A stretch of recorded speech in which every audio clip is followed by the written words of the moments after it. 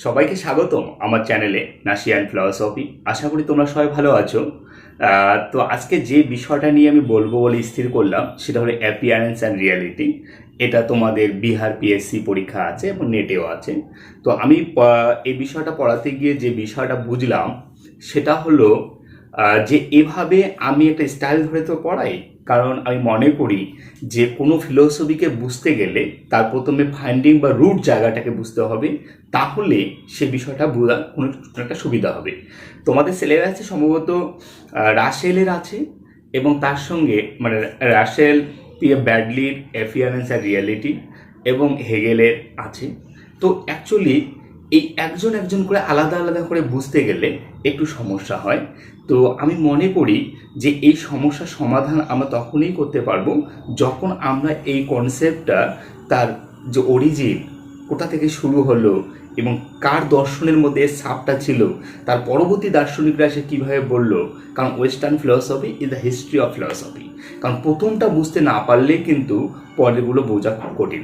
চলো আমি তোমাদের স্লাইড ধরে ধরে একটু আজকে জাস্ট ইন্ট্রোডাকশন পার্টটা একটু বুঝিয়ে দিচ্ছি এবং এরপরে আমি এটার সম্পর্কে 3-4টা ভিডিও করব এবং প্রত্যেক ফিলসফার কে কী বলবে সেগুলো আমি ধরিয়ে ধরিয়ে তোমাদের বোঝানোর চেষ্টা করব, যদি আমার সময় হয়। আমি যতটুকু সময় পাই তার পরিপ্রেক্ষিতেই করি, তোমরা ভালো করেই জানো। তো দেখো, আজকে আমি অ্যাপিয়ারেন্স অ্যান্ড রিয়ালিটি সম্পর্কে এক কথা বলবো। সাধারণ নামটা শুনলেই তোমাদের ব্যাডলির নাম মনে আসতে পারে যে ব্যাডলির বই এটা, হ্যাঁ, কিন্তু না, এমন নয়। যে দর্শনে এই বিষয়টা সম্পর্কে আলোচনা অনেকদিন আগে থেকেই ছিল এবং কিভাবে ছিল, কিভাবে মেটাফিজিক্স, কিভাবে অন্টোলজি এর সঙ্গে সম্পর্ক, আমি সেটা সম্পর্কে একটু বলবো। চলো আজকে শুধু ইন্ট্রোডাকশন পার্ট। ওকে, চলো। দেখো, অ্যাপিয়ারেন্স আর রিয়ালিটি সম্পর্কে আমি এখন যদি কথা বলি, তো এই শব্দটা শোনার পরেই আমাদের সাধারণত প্রত্যাহিত জীবনে আমরা এমন কথা বলেই থাকি যে ইটস অ্যাপিয়ারেন্স বাই রিয়ালিটি কিন্তু আলাদা গল্প, তাই না? আমরা বলে থাকি যে রিয়ালিটি কিন্তু আলাদা, কিন্তু রিয়ালিটি কি, যে প্রকৃত ঘটনা আমাদের ব্যবহারিক জীবনে আমরা প্রকৃত যেটা ঘটনা ঘটে সেটাকে রিয়ালিটি বলে থাকি। আবার এপিয়ারেন্স বলতে আমরা কি বুঝি, এই যেটা দেখা যাচ্ছে সেটাকে আমরা এপিয়ারেন্স বলি, তাই না? যেটা আমরা দেখি সেটাই এপিয়ারেন্স, কিংবা যেটা যে গেস্টারে আসে কেউ কোনোভাবে ধরা দেয় আমাদের কাছে, সেটা হলো এপিয়ারেন্স। তাহলে এপিয়ারেন্স মানে হলো দর্শনে বলে, এর বাংলা হলো অবভাস, আর রিয়ালিটি শব্দটার বাংলা হলো বস্তু সত্তা। তো এগুলো শব্দগুলো খুব কঠিন, বাংলা শব্দগুলো, এর থেকে ইংলিশটাই সহজ মনে হয়, যে অ্যাপিয়ারেন্স অ্যান্ড রিয়ালিটি। অর্থাৎ এই যে জগৎকে আমরা দেখি, সে আমাদের যে চক্ষু, করণ, নাসিকা, ত্বক, জিহ্বা, আমাদের সেন্স এক্সপিরিয়েন্সের মাধ্যমে আমরা যে এই যে সেন্সেশন, তার অন্তর্বেদন, বিভিন্নভাবে আমরা জগৎকে এনজয় করি। অর্থাৎ আমরা জানতে চাই, এই জানতে চাওয়া এবং জানার প্রতি যে আগ্রহ, সেটাই দর্শন, তাই না? দর্শন আলোচনা তো তাই, যে আগ্রহ, জানা, এগুলো নিয়ে গল্প বলে। এখন দেখো, এই অ্যাপিয়ারেন্স অ্যান্ড রিয়ালিটি, এটা প্রত্যাহিত জীবনে এই শব্দগুলো আমরা ব্যবহার করি, কিন্তু দর্শনে এই শব্দগুলোকে নিয়ে কিভাবে তার আলোচনা, এটা হলো আমরা যারা দর্শন পড়ি বা দর্শনের স্টুডেন্ট, তাদের একটা মেইন বিষয়। তো দেখো, অ্যাপিয়ারেন্স বা অবভাস বলতে আমরা কি বুঝি? প্রথম কথা বলছে, যা আমাদের ইন্দ্রিয়ের দ্বারা জ্ঞাত হয়, অর্থাৎ আমরা যে যে জ্ঞানগুলো ইন্দ্রিয়ের মাধ্যমে লাভ করি, and this is the appearance. মানে আওয়ার সেন্স ডাটা বা সেন্সেশনাল যে নলেজগুলো, অর্থাৎ যা এই জগৎকে আমরা দেখি, কিংবা জগতের যা কিছু আমরা দেখি, হ্যাঁ, যেটাকে আমরা দেখতে পাই না সেটা আলাদা, সেটার নাম রিয়ালিটি। আর যেটা দেখি সেটা কি, সেটা হলো অ্যাপিয়ারেন্স। তো যা আমাদের ইন্দ্রিয়ের দ্বারা জ্ঞাত হয় সেটাই হলো অবভাস কিংবা অ্যাপিয়ারেন্স। মূল কথা, ইন্দ্রিয়ের মাধ্যমে যাকে আমরা জানি বা জানতে পারি তাই হলো অবভাস। এটাকে সেন্স ডাটা অর্থে গ্রহণ করা হয়, মানে যার মাধ্যমে আমরা জ্ঞান লাভ করি। যেমন একটা টুপির আমি একটা ছবি দিয়েছি, তো এই টুপির ছবিটার মাধ্যমে আমি এটাই বোঝাচ্ছি যে আমরা শুধু টুপির বাইরেটা দেখতে পাচ্ছি, কিন্তু টুপির আড়ালে যে মানুষের মাথাটা আছে সেটা কিন্তু বোল্ড হেড হতেই পারে, টাকলা মাথা হতেই পারে, কিন্তু আমরা টুপি পরা মানুষকে দেখে কখনোই কিন্তু বাইরে থেকে ভাবতে পারবো না যে মাথাটা টাক আছে। আমরা শুধু যা কিছু দেখি সব বাইরের অবভাসটাকে দেখতে পাই, এর বাইরে কিন্তু প্রকৃত সত্তাকে আমাদের দেখা সম্ভব হবে কি হবে না, আমরা দেখতে পাই কি পাই না, এই যে একটা গল্প, এই গল্পটা থেকে উঠে আসে দর্শনের আলোচনা।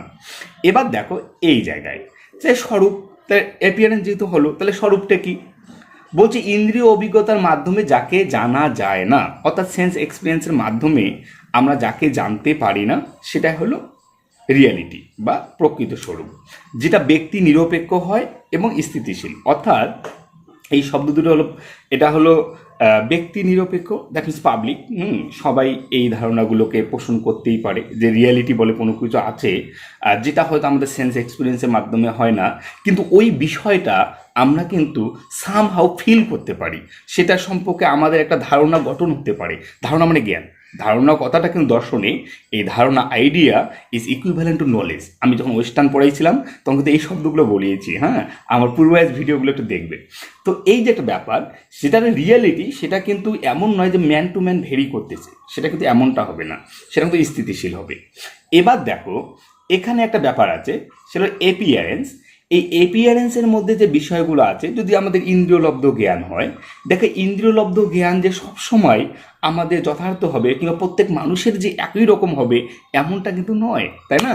তাহলে এই জ্ঞানগুলোর মধ্যে কিন্তু একটা সমস্যা কিংবা একটা সংশয় কিংবা ব্যক্তি ভেদে ভিন্ন হবার প্রবণতা এগুলো থেকেই যায়।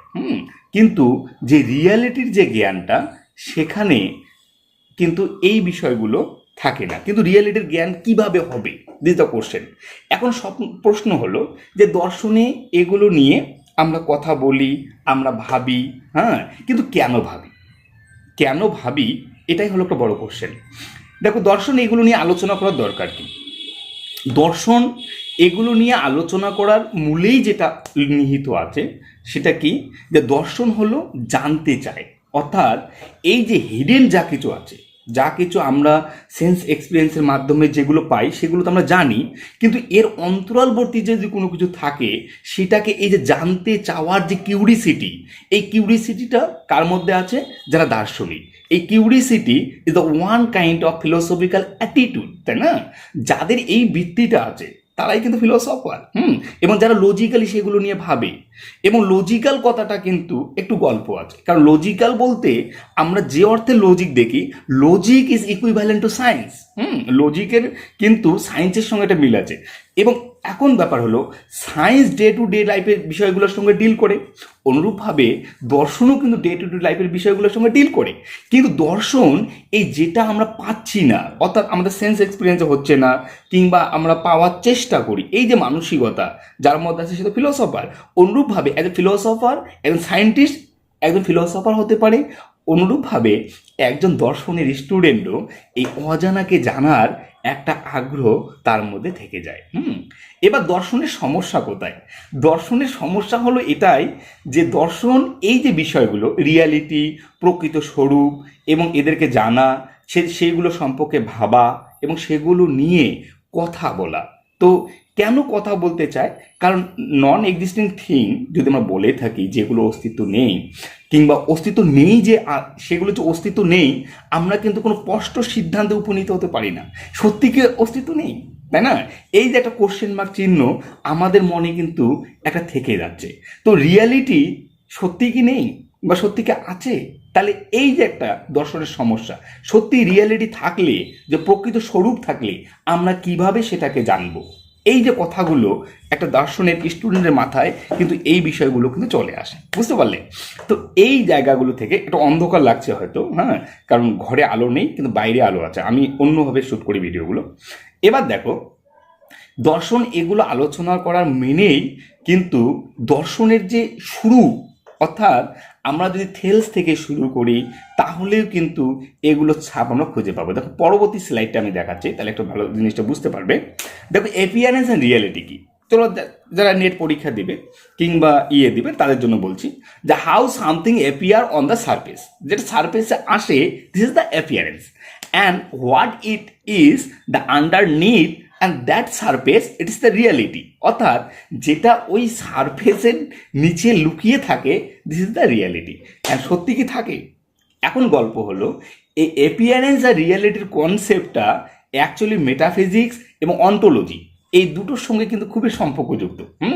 আমরা অনেক সময় ওই ব্যাডলির বই পড়ার পরে ভাবতে পারি ব্যাডলি প্রথম মনে বলেছে, কিংবা হেগেল বলেছে, কিংবা এ বলেছে। না, এই অ্যাপিয়ারেন্স অ্যান্ড রিয়েলিটির কনসেপ্টটা এটা অনেক দিন আগে থেকেই এই দর্শনে, অনেক দিন আগে থেকে মানে দর্শন যারা চর্চা করেছিল এবং তাদের মধ্যেই কিন্তু এই বিষটা নিহিত ছিল।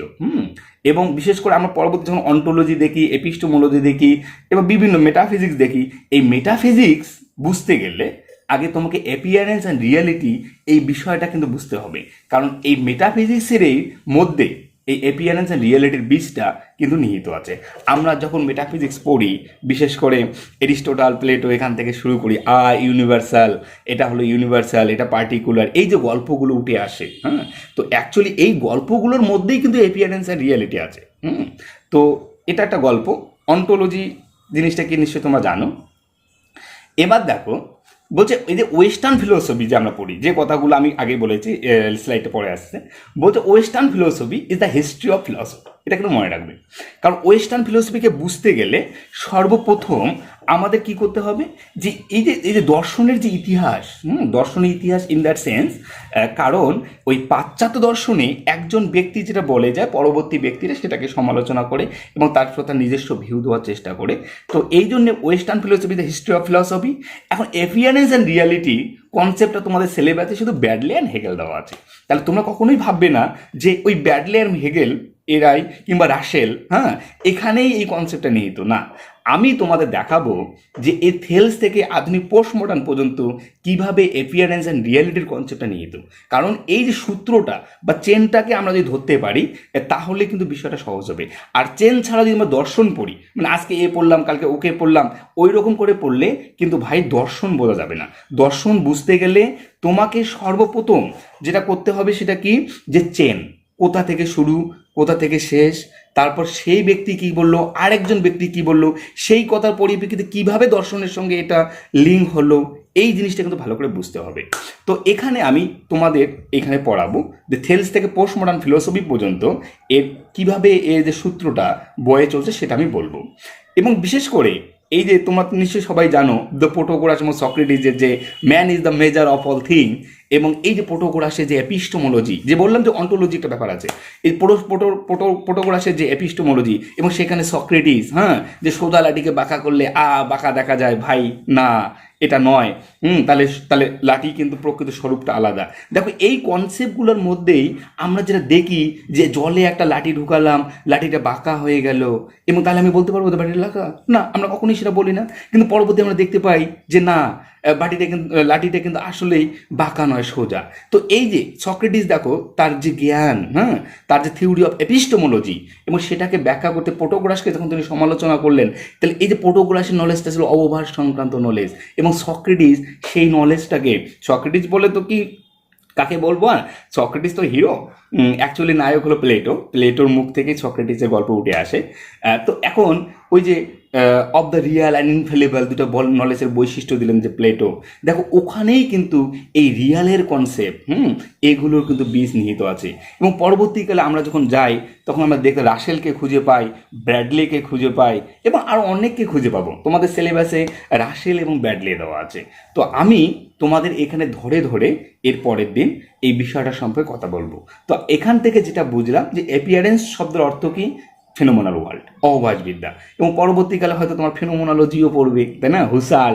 এবং আমি এখানে দেখানোর চেষ্টা করব যে হুসাল, তারপর ডেকার্ট, এই যে এদের যে পার্থক্যগুলো কোথায়, তারা কিভাবে দর্শন চর্চা করেছে, কিভাবে তারা রিয়ালিটিকে ফাইন্ড আউট করার চেষ্টা করেছেন, এবং রাসেল কিভাবে বলবেন যে কেন আমরা নৌমেনাকে মানে রিয়ালকে জানতে পারবো না, রিয়াল একটা মানসিক ব্যাপার, এবং কীভাবে প্লেটো, এরিস্টোটল এখানে সমস্যা ক্রিয়েট করেছে, মানে তাদের দর্শন বলে গেছে, এবং তাকে আশ্রয় করে কীভাবে পরবর্তী যে দার্শনিকরা কীভাবে তারা দর্শন চর্চা করলেন, আমি সেই বিষয়টা তোমাদের বলবো।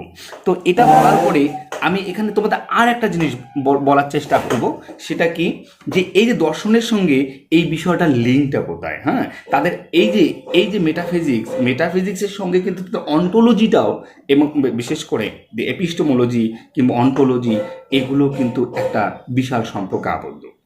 তো আমার চেষ্টা আছে, আর যদি সময় পাই আমি ধীরে ধীরে দেবো। একজন আমাকে বলেছিল ব্যাডলির উপর ভিডিও করতে, তো আমি তাকে বলছি যে ব্যাডলির উপর ভিডিও, ব্যাডলিকে বুঝতে গেলে আগে তুমি ওই অ্যাপিয়ারেন্স রিয়ালিটি সম্পর্কে তুমি গিয়ে উইকিপিডিয়া থেকে একটু পড়ে নিতে পারো, এবং তার সঙ্গে সঙ্গে তুমি বাজার থেকে যে কোনো একটা বই কিনে নাও, হ্যাঁ, তারপর সেখান থেকে একটু পড়ো, এবং পারলে তুমি এই যে যে দর্শন আমি ধরিয়ে বোঝাবো, তো তা আমার ভিডিওটা আগে আসুক না, তারপরে তুমি শুরু করতে পারো। এবং রাসেল এবং ব্যাডলির পার্থক্যটা কোথায়, এবং হেগেল এখানে ইন্টারফেয়ার করছে, হেগেল কোথায় আছে, হ্যাঁ, এবং এগুলো আমি বলবো, এটা আমার ইচ্ছা আছে। দেখো, এতটুকু বলার ছিল। আজকে তেমন কিছু বলবো না, কারণ এই অন্ধকার লাগছে ঘরটাতে। হ্যাঁ, লাইটটা অপোজিটে, বুঝতে পারলে। আর আজকে রবিবার ফাঁকা আছি, তার জন্য ভাবলাম যে কিছু বলি।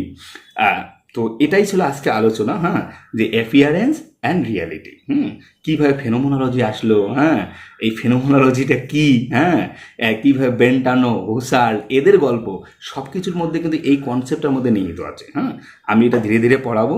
আমার চ্যানেলটা সাবস্ক্রাইব করো। আর এটাই বলার আছে, আর তেমন কিছু বলার নেই। আর একটা কথা বলি, যে আমার এই ভিডিও দেখার সময় মোবাইলটা ফ্লাইট করে দেখবে, তাহলে তোমাদের ওই স্লাইডটা তোমাদের মোবাইলে বড় স্ক্রিনে দেখতে পারবে। ওকে, ঠিক আছে, আজকে ভালো থেকো।